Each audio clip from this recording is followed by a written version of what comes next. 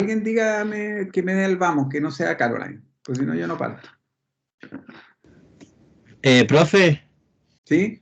que yo tenía una duda, es que yo le envié mi portafolio a Caroline, no sé si lo habrá recibido. Soy Francisco. Ah, lo atrasado no lo hemos puesto las notas, lo estamos haciendo sufrir nomás. Pero les vamos a poner sus notas, no se preocupen. Sabemos que estamos en una situación especial y que tenemos que evaluarlo igual y ya está. Pero paciencia, ¿eh? Paciencia. Sí, será ¿Ya? por saber si lo había recibido o no. Yo no sé, yo creo que Ah, sí. ya. Pero Chuta, no sé, tendría que revisar porque recibí mucho portafolio. Ah, ya, pero... mándalo uno si tienes dudas. Sí. ¿Y Porque o se lo como... mando, ¿Cómo? se lo mando a usted, pues, profe, ¿o no? Sí, sí, sí.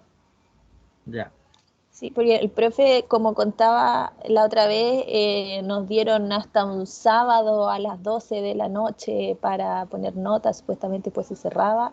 Entonces evaluamos solo a los que habían entregado dentro del horario establecido. Por eso los que quedaron fuera como de la hora y del día, eh, no les No, y pusimos notas, pero ahora ya que cachamos que se puede poner, como que... aplicamos una hora igual. Esperamos, creo que una hora por lo menos, ¿no? Una Sí. hora pasado. Todos los que estuvieron dentro de una hora pasado, los corregimos igual y les pusimos su nota. Pero chicos, lo vamos a hacer. Pero paciencia, ¿ah? Porque cuando ahí no cumple con las reglas del juego, entonces se pone en una situación de excepcionalidad que hay que aguantar nomás, ¿no? Pero su nota la van a tener. Ya, ¿puedo Ya. partir? ¿No? Que alguien me responda. Sí, profe.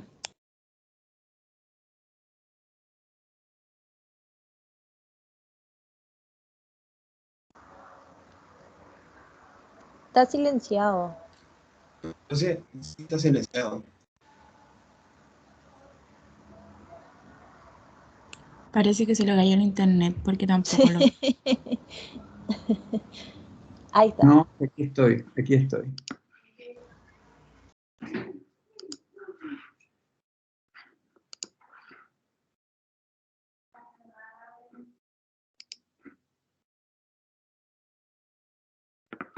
¿Se ve Caroline, no? Sí, se ve. No en pantalla completa, eso sí. Ya.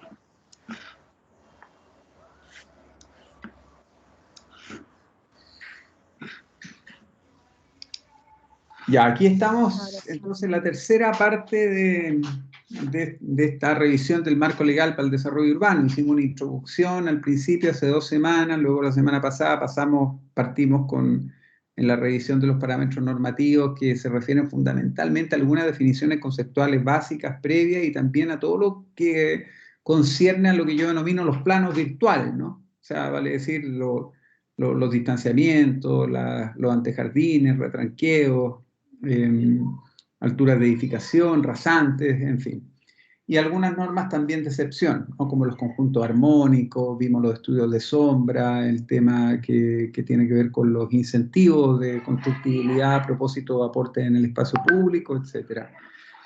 Hoy día vamos a ver el tema de los coeficientes, ¿no? Densidad, coeficiente de ocupación de suelo, coeficiente de constructibilidad. Simplemente pongo esta lámina para ponerlo siempre en perspectiva, que estamos hablando en el marco del proceso de gobernanza, es decir, estas relaciones que se dan dentro de la ciudad y que requieren reglas del juego, reglas claras, ¿no? Y esas son las que definen el marco legal.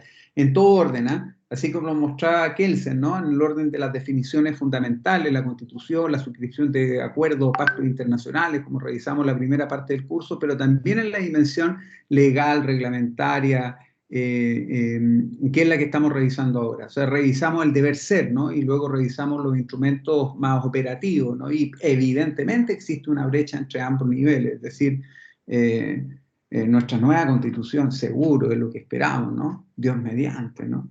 Escúchenos, Señor, te rogamos, ¿no? Esperamos que sea una constitución que de alguna manera registre, ¿no? Se condiga o sea coherente, ¿no? Con los principios que hemos suscrito a nivel de acuerdos internacionales, al menos, ¿no? Al menos, ¿no? Que se comprometa con la sostenibilidad, con la inclusividad, con el cambio climático, en fin. pero por ahora, ¿no? Estamos arreando con los bueyes que tenemos, ¿no? Un marco legal que deja harto que desear, que no está alineado con estos principios y que probablemente una nueva constitución favorezca, ¿no? El ajuste entre este marco legal reglamentario que es el que estamos revisando hoy día y este deber ser, ¿no? Que es el que va a quedar registrado en nuestra nueva constitución y que por ahora más o menos, ¿no? Podemos identificar en los principios y valores que Chile ha suscrito a nivel de acuerdos internacionales, ¿no? Entonces, y que no por ser indicativo y no obligatorio, en el fondo no son parte del marco legal, de acuerdo a Kelsen son parte del marco legal, por eso yo siempre lo pongo ahí porque se abre el espacio, ¿no? Para una interpretación más desde la ética, ¿no? Profesional, ¿no? Desde la ética social, ¿no? En el sentido del cumplimiento de estos acuerdos que no obligan, ¿no? Para nada, ¿no? Nada obliga a ser coherentes con las estrategias para adaptar y combatir el cambio climático o para apuntar en el sentido de la sostenibilidad o para la inclusividad, ¿no? Muy poco nos obliga nuestro marco legal, pero yo creo que ahí hay un deber, ¿no? Que es un deber que se puede identificar en el plano de lo deontológico, moral, en fin. Entonces el llamado, ¿no? Como hacíamos en las primeras clases, a dar un poquito más que lo que la norma pide, ¿no? Y a poner siempre en entredicho, tela de juicio la norma. Por eso les digo, les vuelvo a decir, no es tan importante que ustedes cumplan con las normativas que están establecidas en el instrumento de regulación que define las condiciones que se deben cumplir en el lugar donde están desarrollando su proyecto de taller. Lo que tienen que hacer es tener una posición crítica respecto a esa normativa, es decir, poder comprenderla y eso, ¿no? Vimos este concepto que no quiero que lo olviden, lo muestro, el del certificado de informes previos, el famoso CIP, ¿no? Que es el que se recomienda, porque dado la complejidad del marco legal, es decir, tenemos, ustedes saben, ya lo hemos dicho, en 3 clases por lo menos, no existe una ordenanza general de urbanismo y construcciones, luego existe plano regulador a escala intercomunal, metropolitano, luego existen planos reguladores a nivel local y luego existen eventualmente precisiones del plan regulador local a través del nivel seccional, o sea, precisiones mucho más precisas, mucho más específicas, ¿no? que muchas veces hacen un poco difícil llegar a la información a través de los sitios web de las municipalidades, qué sé yo. Entonces, la verdad que la recomendación para los arquitectos es ir y hacerse de este documento legal, ¿no? que se paga, ¿no? Hay un impuesto y hay un funcionario municipal que lo extiende, en el fondo que es el que interpreta y verifica que esté todo en coherencia con la ordenanza general, con los planos reguladores metropolitanos, no vaya a ser cosa que de pronto tenemos un plan regulador local, pero entre medio cambió el plan regulador metropolitano, entonces por no actualizar el instrumento local te quedaste con una norma de nivel metropolitano que no cumpliste, o cambió la ley, mientras tanto se supone que no se han cambiado los planos reguladores. Entonces, para evitar cualquier tipo de incoherencia que se puede dar por los distintos planos de la escala en los que se definen estos instrumentos de planificación, y además para poder resolver esto también que hablábamos la semana pasada y antepasado, el hecho que existen otros cuerpos normativos que refieren a otras leyes que a veces impactan, ¿no? No muchas veces, pero si estuviéramos eventualmente en una zona típica, en un inmueble patrimonial, o si estuviéramos desarrollando un proyecto de actividad productiva, o si estuviéramos desarrollando un proyecto de alta carga ocupacional, eventualmente podríamos también que responder a definiciones legales de otros cuerpos normativos que no tienen que ver con la Ley de Ordenanza General de Urbanismo y Construcciones. Esto es, por ejemplo, la Ley de Monumentos Nacionales, la Ley de Base Medio Ambiente, en fin. Entonces, para evitar eso que es complejo, uno pide un certificado de informes previos y asegura que hay un funcionario municipal que de alguna forma va a hacer este trabajo por ti, te entrega un documento clarito, estas son las condiciones que tiene que cumplir y te asegura que es coherente todo, en fin. Y por último, en el peor de los casos, la responsabilidad la está asumiendo el municipio al hacer esta interpretación, ¿no? Y de hecho ha pasado varias veces que de pronto hay interpelaciones que se hacen ante la justicia por un proyecto que se está haciendo fuera de norma, y luego el arquitecto, a la empresa inmobiliaria, lo que hace es exhibir en el fondo el documento del certificado de informes previos y posteriormente el permiso de edificación entregado en consecuencia con las definiciones de este certificado de informes previos, y que dice, bueno, ok, a mí me dieron el permiso, entonces el responsable de este problema o esta mala interpretación ya del municipio no soy yo. Es lo que pasó, por ejemplo, ustedes lo expusieron muy bien, los que les tocó el caso de la Universidad de San Sebastián o varios otros casos que conocemos, el del Mall Barón, por ejemplo, que también fue extendido el certificado de informes previos, en el fondo de forma errónea, ¿no? Pero ahí ya la responsabilidad no es del arquitecto, no es de la inmobiliaria, sino que es definitivamente y lisa y llanamente del municipio.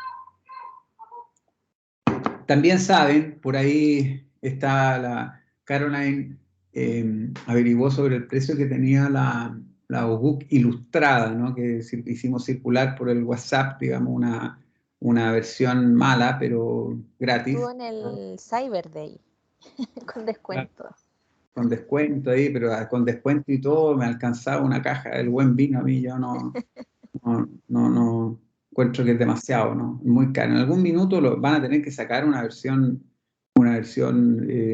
digital, ¿no? Pero como sea, la OGUC ilustrada la hizo una gran amiga mía, la Patricia Mayra Sommer, fue alumna mía en el Magíster de Urbanismo de la Universidad de Chile, junto con Hadwe, el alcalde Hadwe, presidente Hadwe, y ella lo hizo, pero ella tiene unas clases que son estas que yo le estoy, pero yo lo hago, chicos, lo hago con todo el deber ser. Aquí digo que las láminas son de la profesora Patricia Mayra Sommer, que es la que editó, digamos, el autor intelectual de la OGUC ilustrada, ¿no? Y está ahí la fuente, así que la verdad que lo hago con mucha gratitud, ¿no? Las láminas están ahí, no siempre son las mejores, pero prefiero en el fondo ocupar ahí un documento que existe, que es coherente, ¿no? Con las definiciones que están en el OGUC ilustrada y por eso lo hago así. Entonces, aquí está el CIT, define todas estas condiciones que están acá, entre ellas, la semana pasada vimos varias, ¿no? Ahora vamos a ver coeficiente de constructibilidad, ocupación de suelo, densidades, y básicamente esa, ¿no? Vamos a partir por las densidades, chicos. Es bastante extraño, ¿no? Esto de las densidades en los planos reguladores no siempre se definen, ¿no? No siempre. Los instrumentos de regulación, por ejemplo, en los planos reguladores en la comuna en la ciudad de Santiago, que corresponden a comunas que están dentro de la injerencia de un plan regulador metropolitano que define densidades promedio, la verdad que las densidades se hunden, ¿no? Y se asocian o se quedan definidas en el marco de estas densidades promedio que establece el Plan Regulador Metropolitano Intercomunal. Así que no siempre se precisan, no es necesario, pero muchas veces sí. Entonces hay dos tipos de densidades. Lo primero, una densidad habitacional y una densidad, podríamos hablar, residencial. Es decir, una que es de viviendas por hectárea, que es la residencial, y otra densidad que se puede expresar a través de habitantes por hectárea, que en realidad, chicos, es bien absurdo, es lo mismo. ¿Por qué? Porque para transformar la densidad residencial en habitacional, lo que tienes que hacer es multiplicar por 4, porque la norma supone que dentro de cada vivienda viven 4 pericos, o 4 personas, pero que es bien absurdo, porque en realidad no son 4, ¿no? 3, pueden ser 2, 1, y la verdad que no está tan claro en el fondo en la manera como se calcula, no es buena, ¿no? Tenemos en Chile, en nuestra normativa, para variar, ¿no? Una tremenda dificultad para poder regular las densidades, ¿no? Que es un tema súper complejo hoy día, y es muy impreciso porque esta traducción de vivienda a habitante simplemente al multiplicarlo por 4 es bien absurdo, ¿no? Por decirles algo, si es que el plan regulador les dice, ¿no?, que tienen 300 habitantes por hectárea, quiere decir que pueden diseñar, pueden poner dentro de una hectárea 300 habitantes por hectárea, eso hay que dividirlo por 4 y da aproximadamente 300 dividido por 4, ¿cuánto es? 150, 75 viviendas. Eso es lo que pueden hacer. Y si en cambio les dicen que la densidad máxima de 220 viviendas es 220 viviendas, y si yo la multiplico por 4 me da 880 habitantes por hectárea. Eso es todo, chicos. Es todo. Es todo. Es decir, es la cantidad de vivienda. Antiguamente se calculaban la cantidad de camas, es decir, en función del que es un poquito más preciso. ¿Por qué? Porque uno puede desarrollar un proyecto de vivienda, ¿no?, a 150 metros cuadrados con 7, 8 dormitorios, ¿no? Y cada dormitorio con 2 camas, y puede tener una relación un poquito más precisa de la cantidad de gente que va a vivir ahí. Pero la verdad que desde el punto de vista estrictamente reglamentario se hace esta reducción, ¿no? Gruesísima, ¿no? A grosso modo, ¿no? De 4 habitantes por cada vivienda. Entonces, le digan, no se asusten, si le dicen vivienda por hectárea, va a transformar los habitantes por hectárea, lo multiplican por 4, y si dicen habitantes por hectárea, para multiplicar, para transferirlo a viviendas por hectárea, para saber cuántas casas o cuántos departamentos pueden tener, tienen que dividirlo por, tienen que multiplicarlo por 4. Es decir, la verdad que solamente una norma que tiene que ver cuando lo que ustedes están desarrollando, o sea, impacta cuando ustedes lo que están desarrollando proyectos de vivienda.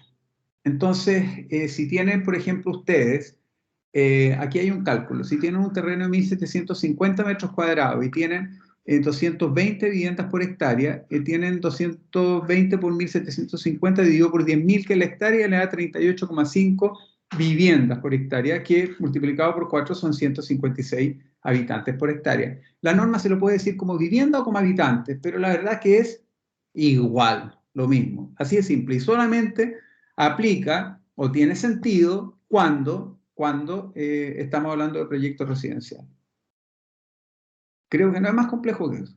Ahora, si les quedan dudas, igual al final de la clase me pueden pedir aclaraciones. Lo mismo, al revés. ¿Ya? Si es que es habitantes por hectárea, lo puedo transferir, lo divido por 4 y llego a la cantidad de viviendas por hectárea. Es eso. Bueno, los coeficientes. Esto es un poquito más complejo, pero así todo no es tan complejo, ¿no? El coeficiente de constructibilidad. Aquí normalmente se confunden porque hay algunos planos reguladores, sobre todo los antiguos, que no están estandarizados y que muchas veces lo expresan en porcentaje, ¿no? Vamos a ver el tema de la constructibilidad. Primero la ocupación de suelo, primero lo que está a mano derecha. La ocupación de suelo es el porcentaje del suelo que puede ocupar en el fondo del edificio, es decir, lo que puede medir el primer piso del edificio. No es más que eso. Podría tener, no sé, si uno tiene una ocupación de suelo, a ver como el ejemplo acá, de 0,3, es equivalente a decir 30% de la superficie del suelo se puede ocupar en primer piso. Esto no tiene nada que ver con que el edificio puede tener 5 pisos, 10 pisos, 20 pisos, 30 pisos. Es decir, si le dicen que es 0,3 y el terreno mide 1.000 metros cuadrados, quiere decir que puede ocupar 300 metros cuadrados, equivalente al 30% de la superficie del primer piso ocupada en el edificio, y de ahí para arriba con la constructibilidad que corresponde.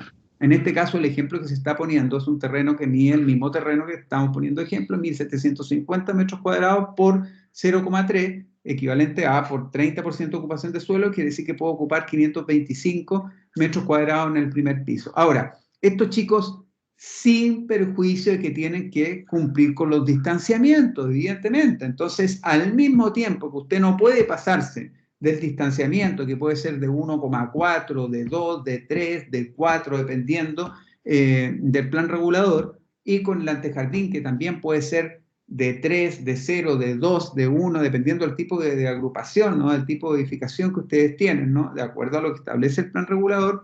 Dentro de eso, usted puede calcular el 30% que puede ocupar de suelo. Es decir, los distanciamientos ya se los está restando, ¿eh? Muchas veces dada por la morfología del terreno, que a veces por el solo hecho de aplicar los distanciamientos y el antejardín, usted ya queda dentro, o sea, está ocupando entre comillas, menos suelo que el que evidentemente, que el que de acuerdo al coeficiente de ocupación podría llegar a ocupar. Es decir, a veces más restrictivo los planos virtuales, los distanciamientos y los antejardines que la ocupación de suelo. Pero ahí tiene que ver usted, siempre manda lo más restrictivo. Si lo que más le quita finalmente la ocupación de suelo, tendrá que distanciarse en algunos sentidos más o más antejardín para no ocupar más que lo que le dice el coeficiente de ocupación de suelo. Pero si en otros casos, en realidad, tiene ocupación de suelo disponible, pero los distanciamientos le impiden ejercer toda su ocupación de suelo, mala suerte. Es decir, manda en el fondo la norma más restrictiva, lo que más le quita en el fondo. Si le quita los distanciamientos, el antejardín más que la ocupación de suelo, mandan los distanciamientos. Si le quita la ocupación de suelo más que los distanciamientos, manda la ocupación de suelo. ¿no? Perdón, en el primer caso que decía manda los distanciamientos, lo que más les quita. Esto respecto al coeficiente de ocupación de suelo. En lo que respecta al coeficiente de constructibilidad es un poquito más complejo, pero no es muy complejo. Para decirlo de alguna manera, el coeficiente de constructibilidad yo siempre lo menciono como el ICE o el índice de superficie edificada, o a veces, antes, a mí me aclaró mucho este panorama, recuerdo cuando era un protozoo de arquitecto como usted, estaba ahí formándome como arquitecto, y me valió, me ayudó a comprender la constructibilidad, el concepto de densidad edificatoria, es decir, la cantidad de construcción. No tiene nada que ver con la ocupación de suelo. La ocupación de suelo es una cosa, pero la cantidad de construcción, el volumen de construcción que yo puedo hacer, ¿no? La cantidad de metros cuadrados que puedo construir. Algunos estarán en primer piso y esa ocupación del primer piso está restringida por el coeficiente de ocupación de suelo y por los planos virtuales, pero por otro lado tengo una cantidad de construcción. No siempre lo norman, ¿no? Podrían encontrarse con un plan regulador que no norma el coeficiente de constructibilidad y que norma, eso sí, la rasante, que las rasantes están dentro de la Ordenanza General de Urbanismo y Construcciones, pero, por ejemplo, no todos los planos reguladores regulan la altura, pues la altura, lo que dice la Ordenanza General es que los planos reguladores pueden regular la altura, pero no dice cuál es la altura que tienen que tener. Eso lo define el plan regulador local. Y el plan regulador local puede no definir la altura, lo mismo con el coeficiente de constructibilidad. La Ordenanza General dice, o la ocupación de suelo, que los planos reguladores podrán definir o identificar coeficiente o precisar o normar coeficiente de ocupación de suelo y coeficiente de constructibilidad, pero no hay una ordenanza general, por lo tanto es muy probable que haya planos reguladores que no definen, por ejemplo, constructibilidad o ocupación de suelo y a veces tampoco altura de edificación. Así que no se extrañen, no es que lo tengan que encontrar, ¿no? Por ahí no se define. Pero cuando se define, por ejemplo, un terreno que tiene 1000 metros cuadrados y que tiene un índice de constructibilidad de 1, quiere decir que puede construir 1000 metros cuadrados de construcción. Pero por otro lado, si tiene una ocupación de suelo de 0,5, quiere decir que lo tiene que resolver en la mitad del terreno. Esto es, para poder lograr el coeficiente de constructibilidad de 1, tiene que hacer un edificio de 2 pisos en la mitad del terreno. ¿Por qué? Porque resulta de la división o el coeficiente, la división entre la superficie edificada y finalmente la superficie del terreno. Es la división entre la superficie edificada y la superficie del terreno. Es la que resulta finalmente en el coeficiente de constructibilidad. Es como aquí baja usted el 3500, lo pone debajo del terreno que tiene 1750 y le da el coeficiente de 2, ¿no? O sea, vale decir, si usted tiene, por ejemplo, un buen ejercicio es que si calcule el coeficiente de constructibilidad de su casa, ¿alguien se atreve o no? ¿Alguien sabe cuánto mide el terreno de su casa y cuánto mide el edificio donde vive? Si una casa, por ejemplo, de supongamos 200 metros cuadrados, en un terreno de 100 metros cuadrados, ¿cuánta constructibilidad hay ahí? Si tengo 100 metros cuadrados de terreno, pero tengo 200 metros cuadrados de construcción, lo que hago yo es dividir, en el fondo, la cantidad de metros cuadrados al revés. Paso el terreno debajo de la cantidad de construcción, 200 metros dividido por 100, y me da un índice de constructibilidad de 2. O sea, es una relación de cantidad de construcción que ocupa como referencia, como numerador, como denominador, entre comillas, la dimensión del terreno. ¿Cuántas veces puedo construir la superficie del terreno, independiente en cuántos pisos, ¿no? Si tengo un índice de constructibilidad de 10 y tengo un terreno de 1000 metros cuadrados, puedo construir entonces 10.000 metros cuadrados. Pero ahora, ¿cómo puedo construir esos 10.000 metros cuadrados? Va a depender de los distanciamientos, de la ocupación de suelo, de la rasante, en fin, pero es una referencia. A veces no alcanzo a ejercer toda la constructibilidad como me pasó a mí en el tutorial, porque en el fondo los planos virtuales, la ocupación de suelo, los distanciamientos y la rasante no me permitían construir todo lo que la norma me decía que podía construir, que puede pasar también. finalmente lo más restrictivo es lo que manda. Lo que menos te deja es lo que, no, pero tengo un 2 de coeficiente de constructibilidad, entonces puedo seguir con, no, pero es que ya se encontró con los distanciamientos, con el antejardín, con la ocupación de suelo, entonces no puede ejercer esa cantidad de construcción. Eso es básicamente. Ahora, chicos, en el tutorial yo lo trato de explicar prácticamente, ¿no? Para que se entienda mejor, ¿no? La cantidad de construcción y, por otro lado, la ocupación de suelo. Aquí hay una cosa bien interesante que está en la ordenanza general y que se ocupa muchísimo, y es que la ordenanza permite una especie de incentivo.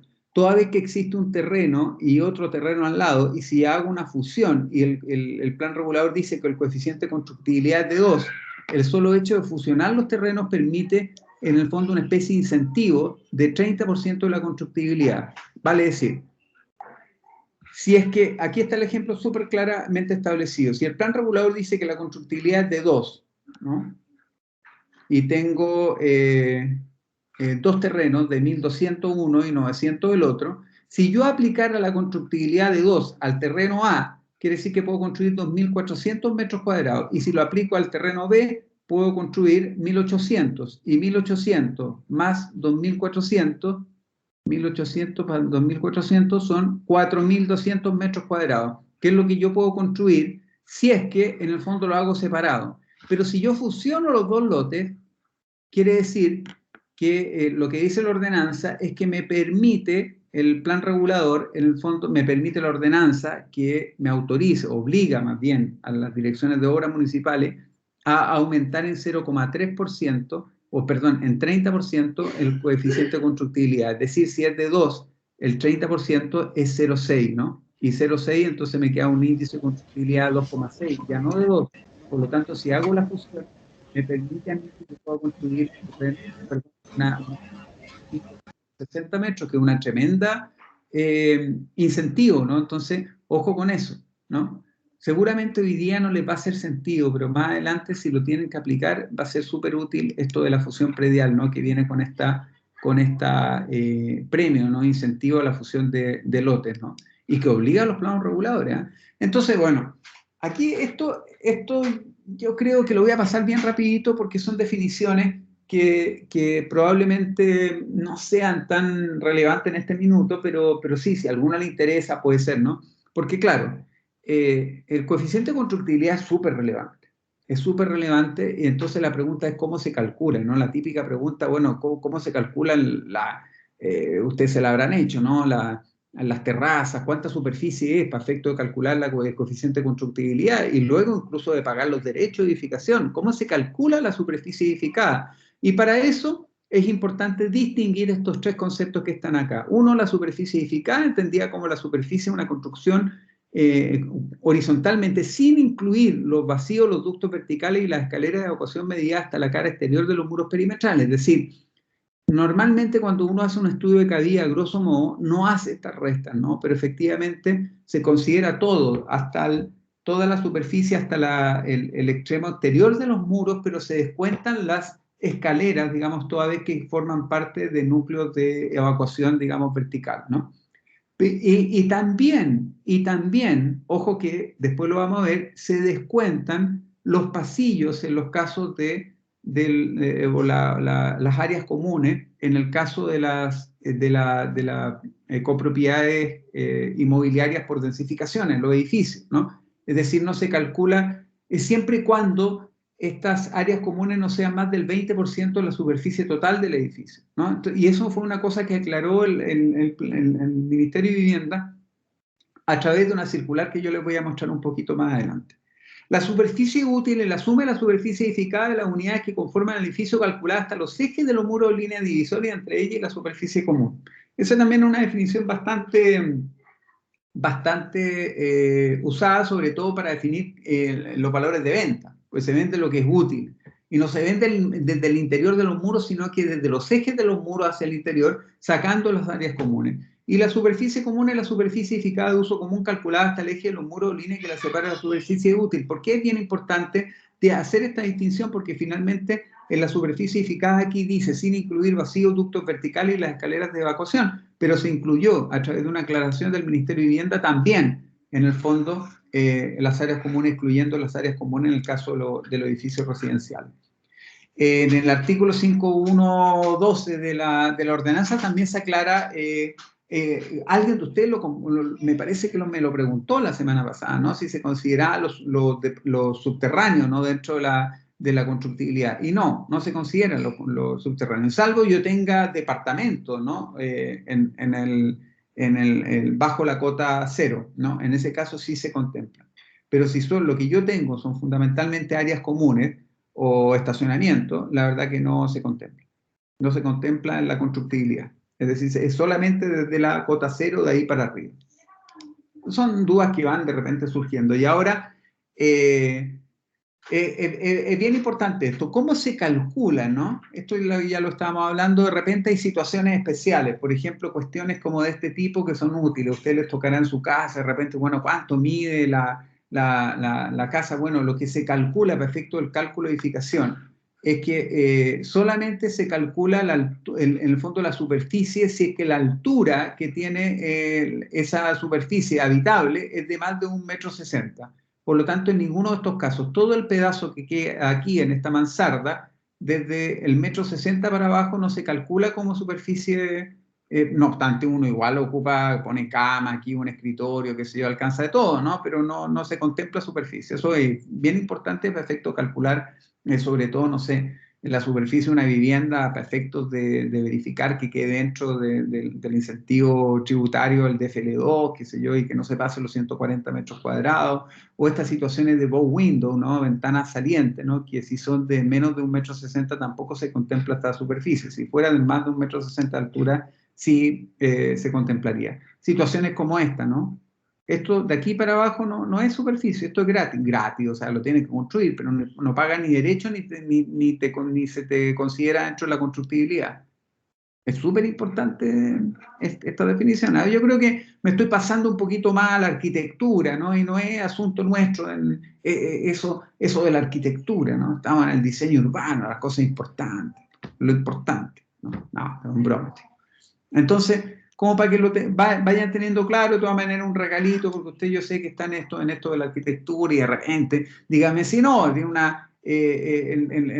cuando ando de un tío, una tía y no le han preguntado esta cuestión si vale o no vale como superficie, la típica pregunta que aparece, digamos, en los asados, qué sé yo, en la cena, digamos, con los amigos, los tíos, qué sé yo, para que sepan cómo se calcula, ¿no? Si esto se contempla como superficie para efecto del cálculo de constructibilidad, incluso para el cálculo de los derechos, ¿no? De los derechos, el pago de los derechos. Por ejemplo, en este caso, esto es bien claro. Si usted tiene una terraza, ¿no? Que está abierta completamente, como en este caso, pero que no se contempla, esto no es superficie, ¿no?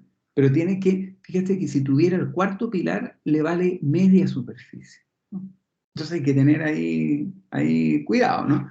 Si usted tiene una terraza que está abierta por dos de los lados, donde en el fondo el ancho de la apertura es menor que la profundidad en el fondo del recinto, finalmente no se considera. Cero. En ninguno de estos dos casos esto es superficie. Miren, una terraza cubierta, está el departamento arriba, no tengo pilar, es súper importante no tener el pilar, no tengo cierro, y la proporción entre el ancho de la apertura y la profundidad del recinto respecto al cual necesito resolver si es que se considera o no se considera la superficie es menor de 1, es decir, es más profundo que en la profundidad del recinto es mayor que la apertura, digamos, del vano que se está generando. Y en este caso no se considera superficie para efecto del cálculo de la constructibilidad, la cantidad de construcción esta que estábamos hablando. Aquí situaciones un poquito más complejas, un poco lo que hablábamos recién, ¿ves? En este caso, si además si se produce una proyección, yo puedo tener el pilar, y si tengo el pilar y tengo una proyección, en este caso como la apertura, si ustedes se fijan, la apertura completa de lo que está abierto es mayor que la profundidad del recinto en esta proporción, en ambos casos, entonces sí se considera el 50%. O se considera en el fondo luego el 50% de lo que contempla, digamos, la situación, o se puede hacer este cálculo más bien más pormenorizado, ¿no? Que finalmente es equivalente. Son las tres formas a través de las cuales se puede calcular en la superficie. Por ejemplo, en estos casos, ¿no? Si yo tengo una situación de este tipo, si es que el ancho, insisto en eso, si es que el ancho de la apertura es mayor que el ancho de profundidad, se considera 100% en este caso, que está cerrado por 3 de los costados, pero 100% solamente en esa diferencia o en esa dimensión que lo excede, ¿no? ¿Ah? Hacia el interior. Yo sé que hay que mirarlo con detención, esto con calma, pero va a quedar aquí el documento guardado si usted lo quiere revisar con calma. Estos son los mismos monos que aparecen en la UOC ilustrada, ¿no? Por si quisiera tener algún tipo de aclaración, ¿no? Yo no quiero entrar en detalle en eso porque la verdad que es demasiado detalle y nosotros no lo necesitamos, ¿no? Necesitamos más bien el coeficiente de constructibilidad, la ocupación de suelo, la altura de edificación, las rasantes, densidades, qué sé yo, y yo espero que haya quedado medianamente claro, con dudas, por supuesto, pueden tener, ¿no? Las podemos ir aclarando a la medida que vayamos corrigiendo, ¿no? Y vayan ustedes avanzando en el sentido de su trabajo final, que a partir desde hace ya 2 semanas es sobre el terreno, sobre el proyecto de taller. Así que tenemos que empezar de alguna manera a avanzar en eso. Terminamos la parte normativa dura, más dura, y ahora quiero entrar en el fondo a las preguntas de gestión, porque yo les comentaba que el trabajo que ustedes tienen que desarrollar de aquí en adelante tiene que ver, por un lado, con identificar cuáles son las condiciones normativas para el entorno, en el entorno del terreno donde van a desarrollar ustedes su proyecto de taller o en el que ya lo están desarrollando, y por otro lado tienen que responder unas ciertas preguntas que tienen que ver con la gobernanza, con la gestión del proyecto, ¿no? Y a eso es lo que me voy a referir ahora.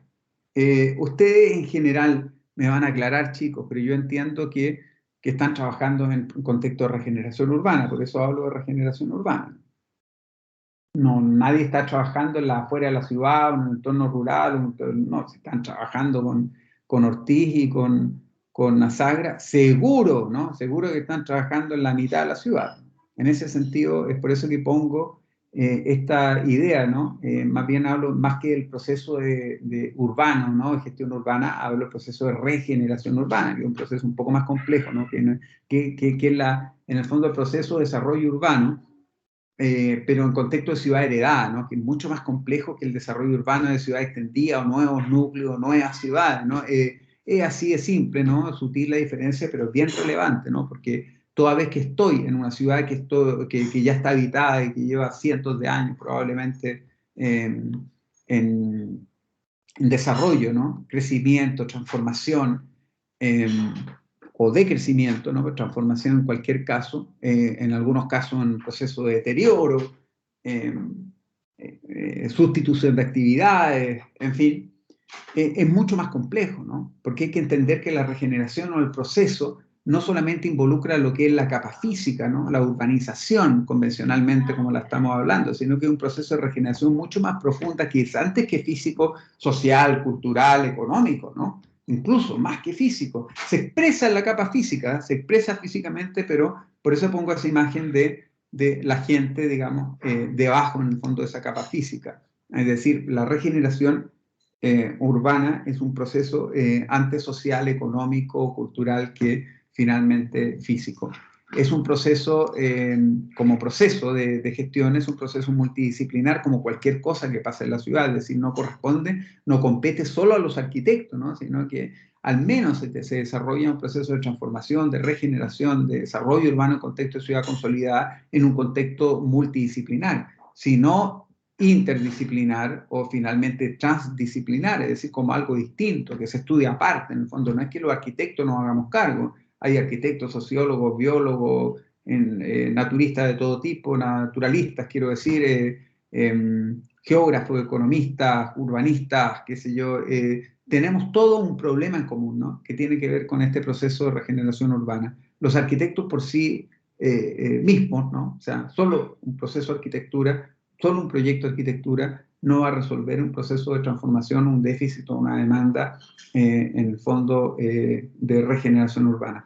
Llamo la atención respecto de ello porque muchas veces en el taller da la sensación de que los arquitectos o puede quedar la idea que los arquitectos somos algo así como omnipotentes, ¿no? O sea, como que podemos con el proyecto cambiar todo, ¿no? Y lo sabe Caroline en el fondo muy bien, ¿no? Porque tu proyecto de título lo refirió a ello, ¿no? Que lo que busca el proyecto de arquitectura es generar un cambio, ¿no? En las dinámicas sociales, culturales, económicas. Lo que busca es integrar socialmente, generar prosperidad en el sentido económico, y el proyecto, el edificio así solo no genera nada, ¿no? Se puede ayudar, puede generar las bases, ¿no? Pero por sí solo no proporciona nada. Y es por eso que esta reflexión, ¿no? Es muy relevante en el contexto de este curso, porque es un curso sobre procesos de gestión urbana, ¿no? No es de arquitectura urbana, sino que es mucho más complejo que eso, ¿no? Tiene que ver con la transformación social en el contexto de regeneración, en contexto fundamentalmente complejo, ¿no? Complejo, donde el espacio público es un territorio en disputa, ¿no? Que se disputan los agentes públicos, privados, la sociedad civil, todos ven algo distinto en el espacio público, ¿no? De la ciudad. Las empresas, los operadores del mercado, lo que ven es una oportunidad de negocio. La sociedad civil, la gente, los vecinos, lo que ven en el fondo una oportunidad para resolver su demanda de calidad de vida, de emprendimiento, de satisfacción personal. Son miradas muy distintas, muchas veces contrapuestas, y la mirada del Estado debiera ser una mirada en el fondo consensuante, ¿no? Conciliadora, que buscara en el fondo un cierto equilibrio entre eventualmente esta tensión que se produce, ¿no? Entre la sociedad civil y los operadores del mercado, ¿no? Básicamente esa tensión es la que describe, ¿no? Y a la que ocupa la atención originalmente, no sé, Henri Lefebvre, o posteriormente David Harvey, Soja, digamos, y todos los que han discutido, debatido en torno al derecho a la ciudad, qué sé yo, y de los conflictos, ¿no? Que se producen en la ciudad producto de esta tensión, de este territorio en disputa, ¿no? que es la ciudad, ¿no? y dentro de la ciudad principalmente el espacio público. Entonces, estamos hablando de proyectos que van a estar ahí, ¿no? En ese territorio disputado, ¿no? Un territorio difícil, complicado. Eso es lo que ustedes están trabajando en taller. Entonces, un proyecto que puede ayudar, pero que por sí solo no va a resolver los problemas que se tienen, ¿no? O sea, por ponerle un ejemplo concreto, ¿no? El tema de la integración social. El hecho de construir vivienda social o económica o affordable, accesible, llámenlo como quieran, ¿no? En un territorio, en el fondo, de mayores recursos, no va a garantizar la integración. Puede generar una condición favorable. Bueno, a ver, gente, vamos a compartir un mismo espacio, pero que se produzca efectivamente esa integración va a depender de la confianza que se genere, de recuperar esa confianza justamente, va de la amabilidad, del trato, qué sé yo, de asuntos que no tienen que ver, finalmente no pueden garantizar el proyecto de arquitectura. Por lo tanto, y ahí es donde necesitamos los otros profesionales, la otra disciplina, de las capacidades institucionales, es decir, hay que trabajar esto de forma muy integral. Entonces, ojo con eso, que los arquitectos a veces sienten que el proyecto es como una especie de panacea, ¿no? Que va a venir y resolver eso, un proyecto de integración. El proyecto es una parte del soporte físico, pero la transformación es profunda y se requiere del esfuerzo institucional, multidisciplinar, de trabajo sobre todo con las comunidades, ¿no? No se logra nada en un proceso de regeneración urbana solamente a través de los proyectos de arquitectura. Es más, pueden haber procesos de regeneración urbana profunda sin arquitectura. Miren lo que estoy diciendo. Sin arquitectura. O sea, sin arquitectura formal, sin presencia de arquitectos. Pero bueno, hay de todo. Otra cosa importante en la regeneración urbana, que es un proceso en el fondo que puede ser gradual, ¿no? Permanentemente, esto que dice la psicología Gestalt, ¿no? Como que la define como la capacidad de ajuste creativo al cambio de circunstancias sociales, económicas, culturales, en fin, y que la ciudad se va adaptando, más bien, más que cuando uno dice ciudad, habla de la ciudad como un proxy fundamentalmente de sociedad o cultura, ¿no? Es la cultura la que se va adaptando a las transformaciones del medio, ¿no? Social, económico, político, tecnológico, en fin.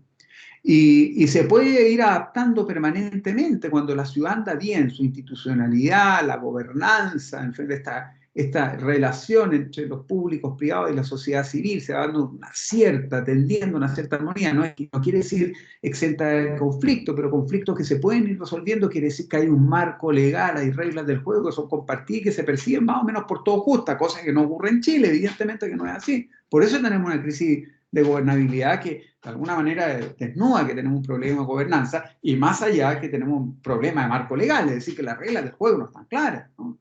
Que es nuestra Constitución, por eso que estamos trabajando en él. Entonces, si esto está sano, el proceso de regeneración se va dando de forma gradual, pero muchas veces producto del estallido social, por ejemplo, en el caso de Chile, o a veces también puede darse una transformación drástica, ¿no? Traumática, ¿no? Producto de un evento natural con resultados catastróficos. Y ojo que no digo un evento catastrófico, ¿no? Digo un evento natural con resultados catastróficos, porque que un terremoto, un maremoto, un tsunami sea un evento catastrófico no es culpa de la naturaleza, es que probablemente la manera como estamos ocupando ese territorio es sin conciencia, ¿no? Finalmente, de los ciclos naturales y de lo que naturalmente ocurre en la naturaleza. Es decir, si vamos a habitar sobre la falla de San Ramón, no podemos hablar después de que si hay un terremoto se quiebra la falla, digamos, un problema, un desastre natural. Es un desastre humano. Es un evento natural con resultado catastrófico fundamentalmente por un efecto antrópico, por una responsabilidad antrópica, ¿no? Si vamos a evitar las quebradas, ¿se entiende, chicos? Entonces, claro, entonces se produce muchas veces un quiebre, una especie de obsolescencia permanente, pero al mismo tiempo una gradual transformación, ¿no? De lo que es el escenario a través de proyectos que van modificando de a poco a poco, infraestructura pública que va respondiendo bien a esta transformación, o una comunidad próspera que es capaz de ir haciendo las mejoras, y podemos ver entonces ciudades que tienen 500, 1000 años que están hoy día como nuevas, ¿no? Y tenemos ciudades que tienen 50 años, ¿no? O barrios de la ciudad que tienen 50 años, que como aquí tenemos en Santiago, muchísimos ejemplos, ¿no? Digo Santiago, no estoy en Santiago, estoy en Puerto Montt, pero muchísimos ejemplos de proyectos o barrios completos que hemos construido a menos de 30, 40 años, lo estamos demoliendo. Entonces, claramente ahí no hay un proceso de transformación, en el fondo, gradual, ¿no? Lo que hay, en el fondo, una mala decisión, un mal proyecto, malas políticas públicas, que evidentemente nos deja la tarea complicada, ¿no?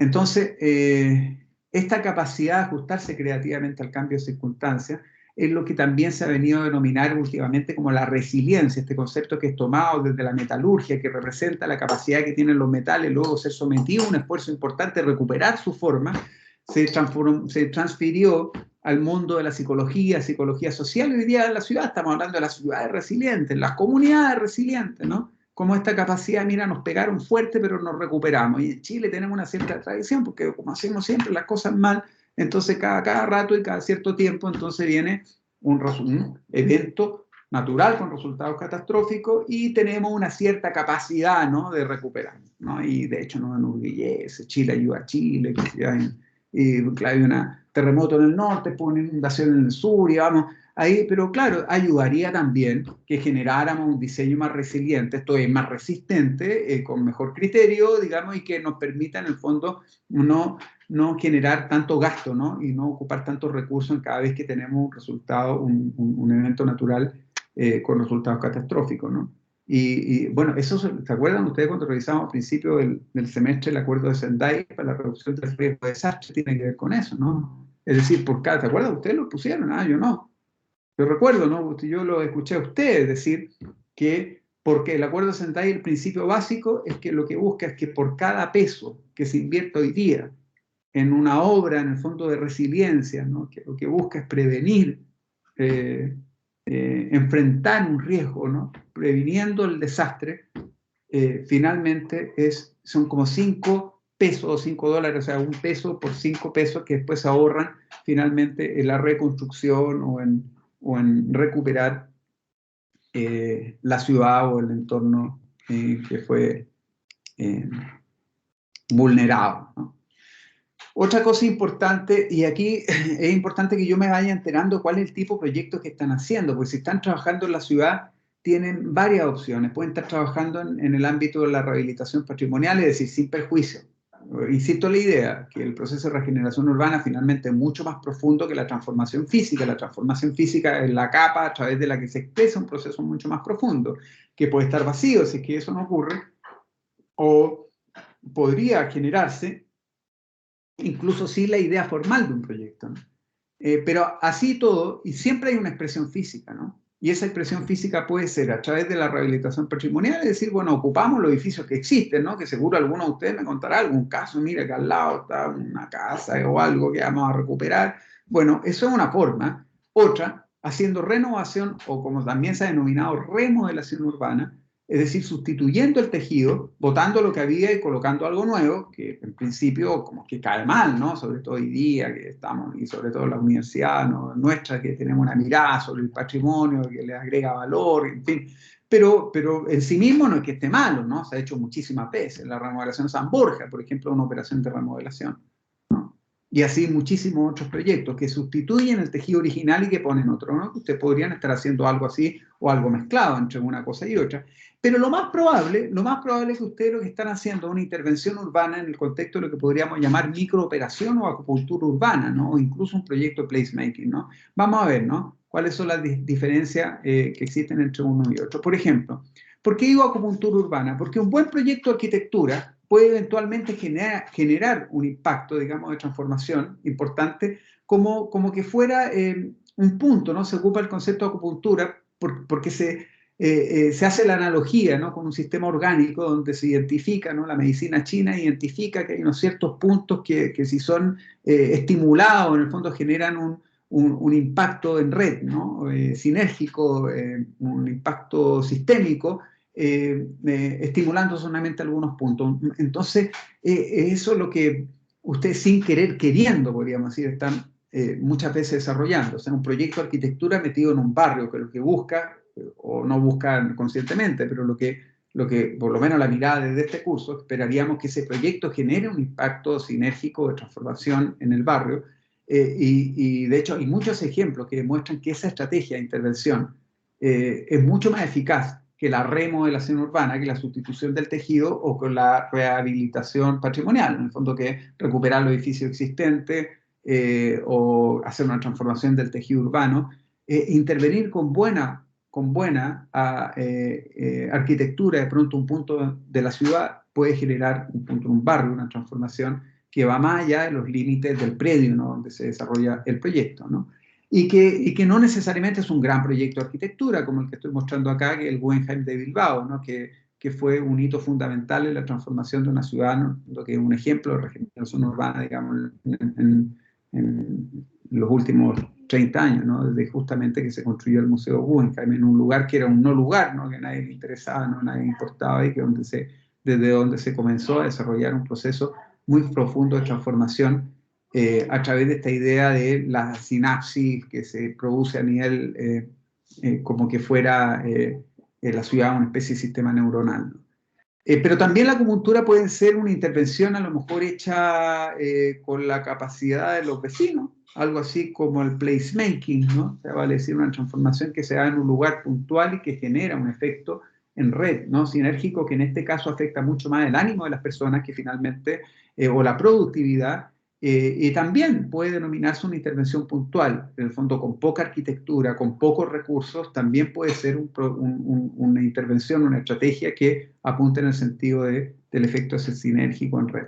La idea está de la sinapsis, lo que yo le decía aquí, que murió hace poquito, ¿no? El alcalde de Curitiba, arquitecto, ¿no? Lerner. No sé si ustedes lo habrán escuchado hablar, ¿no? Pero él fue el que acuñó este concepto de la acupuntura urbana, tomado de la medicina china y aplicado con mucho éxito en las ciudades. La ingeniería genética puede ser un buen ejemplo también, ¿no? Para poder entender de lo que estamos hablando. Es decir, la diferencia genética, por ejemplo, entre un humano y un chimpancé es de 0,6%. Es decir, si yo puedo ubicar, en el fondo, aquel material genético o aquella intervención que puedo hacer en el ADN puntual, puedo transformar un animal en otro animal, ¿no? O puedo transformar una ciudad que no está bien en una ciudad que ya comience a andar bien, ¿no? Y sabiendo exactamente de forma muy puntual cómo intervenir con poco recurso, más bien, pero con mucha precisión, ¿no? Así como también la acupuntura. Ejemplo contemporáneo de este concepto de acupuntura, por ejemplo, el urbanismo social en los cerros de Medellín. Fantástico, ¿no? O sea, vale decir ahí donde, contra todo pronóstico, ¿no? Surge la mejor arquitectura, se coloca la mejor infraestructura, una cosa que en Chile estamos años luz, ¿no? Porque esto equivaldría como a que Alejandro Aravena fuera a hacer su mejor proyecto de arquitectura a lo Hermida, ¿no?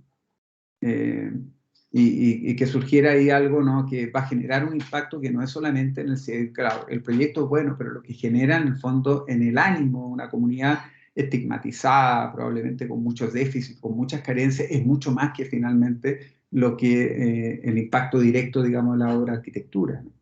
La obra de arquitectura entregada, ¿no? Dispuesta como una especie de obra de confianza, ¿no? O como una especie de señal, ¿no? De confianza en una comunidad. Y creo que eso es muy relevante, ¿no? Y bueno, claro, esto no quiere decir, chicos, que no estemos en contra fundamentalmente del plan, ¿no? Urbano, pero como ustedes están en un proyecto de arquitectura, están desarrollando un taller donde van a hacer obras de arquitectura, y yo creo que es importante entregar esta noción de que ustedes también están trabajando en el ámbito urbano, pero están trabajando a través de buena arquitectura, están trabajando más que con la estrategia de remodelación o renovación urbana, o generar un plan de renovación urbana, un gran proyecto urbano, o generar un proyecto de rehabilitación patrimonial, que podría ser, pero entiendo que no. Ustedes me van a aclarar. Ustedes lo que están haciendo son buenos proyectos de arquitectura, y esos buenos proyectos de arquitectura son en sí mismos estrategias de transformación, ¿no? En el contexto de regeneración urbana, en el marco de este principio, ¿no? Para poder entenderlo bien, de acupuntura urbana, ingeniería genética urbana, en el fondo, como para que se entienda que lo que están haciendo ustedes en un punto de la ciudad finalmente está generando un efecto sinérgico en un barrio, en un sector, en una pieza urbana mucho más importante. Esa es la mirada que nosotros vamos a aportar desde este curso, ¿no? El placemaking, algunos conceptos nomás. Yo sé que yo hago un curso de urbanismo táctico, ¿no? Y esto lo trato en detalle, ¿no? Pero para que se entienda claramente igual, o sea, la idea, la acupuntura urbana, pero en este caso sin arquitecto, ¿no? Ya vale decir, con una comunidad que se toma un lugar y con los recursos que tiene, algunos le llaman el urbanismo al retail, porque sacan la silla de esas que venden en home center, qué sé yo, y las sacan a la calle con pintura, que compran también ahí, los vecinos pintan y ambientan y en el fondo apropian de un espacio que también genera un tremendo impacto de regeneración, ¿no? Espacios normalmente abandonados, como inseguro, ¿no? Pero con mucha participación, ¿no? Que hay que distinguirlo de lo que hemos denominado también en otros casos el urbanismo táctico, que aquí sí hay oficinas de arquitectura, pero que son intervenciones que, como bien dice el concepto, en el fondo van con prueba y error, en el fondo viendo qué pasaría si nosotros hoy día quitamos los autos y ponemos una mesita, bueno, vamos viendo, y si nos va bien, entonces hacemos una transformación más permanente, ¿no? Que el principio fundamentalmente del urbanismo táctico, que no necesariamente es placemaking, no necesariamente con participación de la sociedad civil, o no es un proyecto que surja desde la sociedad civil, pero es un proyecto que observa a la sociedad civil con mucha precisión, ¿no? Pero normalmente operado a través de oficinas de arquitectura. El que inventó este concepto de Mike Lidor, ¿no? Un norteamericano que decía, bueno, acción en el corto plazo para un cambio en el largo plazo. En Santiago hay ejemplos como ustedes conocerán ahí, el Paseo Bandera, también. Aquí no es que esto se le haya ocurrido a la gente, y no fue que la gente trajo, digamos, su sillita y empezó a pintar. No, esto fue una oficina de arquitectura, pero que miró a la gente, observó, hizo encuesta, entrevista, registró, digamos, muy bien, e hizo esta intervención que generó un impacto finalmente positivo. He criticado porque dice, pero esto parece participativo y no lo es. No, si nunca pretendió ser participativo. Parece participativo, la estética de la participación, pero no lo es. Y aquí es donde yo ya voy cerrando, chicos, para que hagamos el break y vuelvan los que quieran mostrarme sus proyectos de taller. Las 4 preguntas de la gestión del proyecto, ¿no? De gestión de proyecto, gestión urbana, en este caso de regeneración urbana. La pregunta es el qué, cómo, cuándo y por qué. Básicamente estas 4, ¿no? Para que tengamos una señal. Y sobre esto les voy a preguntar, ¿no? Ya sea en la evaluación de la unidad 2 y finalmente la evaluación final del taller. Es decir, les voy a preguntar primero por el qué, ¿no? La pregunta por los costos-beneficios, el qué. ¿Qué es lo que están haciendo ustedes? La pregunta del taller, ¿no? La pregunta del taller, simplemente que quiero que me lo respondan a mí. ¿Qué están haciendo? ¿Por qué? ¿Para qué? ¿A quién les sirve, no? eso que ustedes están haciendo. Tiene que ver, es la pregunta finalmente del Sistema Nacional de Inversiones, la pregunta por la rentabilidad social, la rentabilidad privada, ¿es porque es un negocio o es porque le hace bien a la gente o va a generar una gran rentabilidad? Por supuesto, yo no voy a esperar en este caso que usted haga una evaluación con números, pero sí que pongan, así como la idea de la canastita de beneficio, ¿no? Como la canastita acá, que pongan una balanza conceptual nomás, que me digan cuáles son los costos y los beneficios. ¿Cuánto cuesta eso que usted está construyendo ahí? ¿Qué es lo que tiene que movilizar en cuanto a recursos? Y por otro lado, ¿cuáles son los beneficios? Y si más o menos vemos que los beneficios son más que los costos, luz verde, vamos adelante, ¿no? El análisis costo-beneficio. Dos, la pregunta por la gobernanza, que ustedes ya lo hemos visto, ¿no? ¿Quiénes son, ¿no? Los públicos, los privados y la sociedad civil? ¿Quiénes forman parte de la oferta y la demanda? ¿Quiénes van a trabajar en la solución y quiénes van a recibir los beneficios finalmente de la solución? ¿Quiénes son? De esto tuvimos varias clases hablando, chicos, y analizamos los casos que ustedes vieron en el taller a propósito de esta categoría conceptual, ¿no? Así que, y ahí hay que ser un poquito más preciso, poder distinguir dentro del aparato privado roles distintos de inversionista, financista, en fin, hay que encontrar un poquito más de detalle. Les quería comentar que dentro de los roles, a veces es la pregunta que uno puede hacerse en cualquier proyecto, incluso chicos, cuando uno va a hacer un proyecto de una casa, la ampliación de una casa, como por ejemplo ustedes están viendo acá, usted dice, ¿qué tiene que la gobernanza? No, aquí también hay una gobernanza, hay distintos roles, ¿no? Y aquí solamente yo lo llevo a revisar esta situación, ¿no? Cuando de repente se producen esas peleas familiares y cosas, ahí hay distintos roles que se están cumpliendo, y muchas veces cuando a uno le ha tocado de repente, yo no encontré una imagen, pero podría haber fotografiado los eventos que me ha tocado a mí cuando he tenido, sobre todo antes, cuando hacía proyectos, ¿no? Que llegaba con mi maquetita, en esa época no era virtual, mi maquetita del proyecto de la casa, a la casa de una tía, un tío, un amigo, ¿no? Que me habían pedido que yo, y almorzábamos o tomábamos once rapidito y al final sacaban despejada la mesa, venía la maqueta y empezaba el peleadero nomás porque todo el mundo, que por qué tu pieza es más grande que la mía, que la abuela, que todo, y se produce un conflicto de roles, ¿no? Finalmente, que también se entiende en el marco de este concepto de la gobernanza. Son distintos roles, los niños cumplen un rol, los hijos, ¿no? El padre, la madre, la abuela, el allegado, ¿no? El banco, ¿no? La dirección de obras municipales que tiene que finalmente aprobar el proyecto porque tiene que cumplir con las normativas. Es decir, este concepto de gobernanza, el quién es quién dentro del proceso de gestión, nos lo podemos preguntar para el proyecto, una ampliación de una casa, una mansarda, hasta la transformación de la ciudad. Es por eso que les quería poner este ejemplo, ¿no? También está la pregunta por los instrumentos de gestión, vale decir, ¿de dónde vamos a sacar la plata? No quiero que entremos en detalle, pero sí una cierta noción, ¿no? Mira, si es un proyecto que se va a vender o que sea un proyecto más bien como un centro cultural o algo así, bueno, hay mecanismos, ¿no? Como la ley de donaciones culturales o si es un proyecto en el espacio público que puede tener estacionamiento, a lo mejor podemos aplicar la ley de concesiones o de financiamiento urbano compartido, podemos generar. Bueno, de eso quiero que hablemos, pero ya no en el aire, sino que a propósito de sus proyectos. ¿De dónde vamos a sacar la plata? Ahí normalmente, lo que me ha ocurrido en versiones anteriores de este curso, que la mayoría de los proyectos, sobre todo aquellos que están en el espacio público, que impactan directamente el espacio público, pueden ser financiados, obtener sus recursos a través de la ley de concesiones de obras públicas, a través del mismo mecanismo a través del cual en Chile se han construido las principales obras de infraestructura, ¿no? Vial, aeroportuaria, de infraestructura hidráulica, hospitalaria, carcelaria, o incluso en el espacio público, estas intervenciones como en la Plaza Perú, por ejemplo, en el barrio El Golf, ¿no? Que es una plaza que se mantiene impecable, que finalmente se financia a través de la concesión del subsuelo de espacio público, o la Plaza Ñuñoa, la transformación de toda la parte trasera de la Plaza Ñuñoa, donde originalmente había un estacionamiento subterráneo espantoso, ¿no? Hoy día hay un proyecto, un bulevar, ¿no? De restaurantes, y hay estacionamiento, y todo eso finalmente logró hacerse porque estaba la ley de concesiones, en este caso, digamos, una ley parecida al Ministerio de Vivienda y Urbanismo, que es la ley de financiamiento urbano compartido. Entonces, nos vamos a preguntar finalmente por los mecanismos de gestión, ¿no? De preguntas. Es decir, Y para resumir y para terminar, entonces, lo que yo esperaría que hiciéramos, chicos,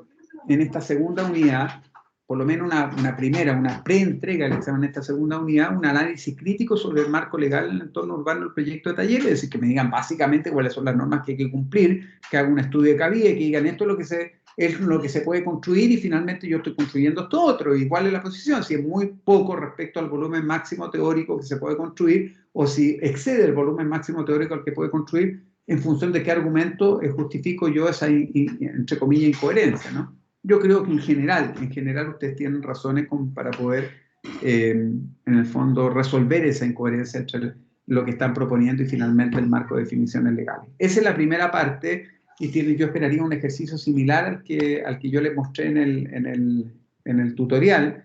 Y la segunda parte, que hiciéramos un primer esfuerzo en el que yo no voy a hacer más clases, chicos. Yo de aquí a la evaluación 2 y de aquí para el final vamos a trabajar con sus proyectos de taller.